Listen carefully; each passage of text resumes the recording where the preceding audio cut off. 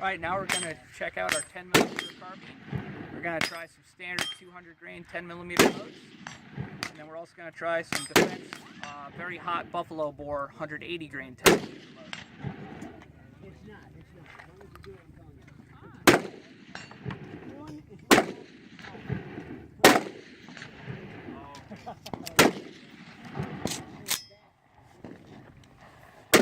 What's the first load?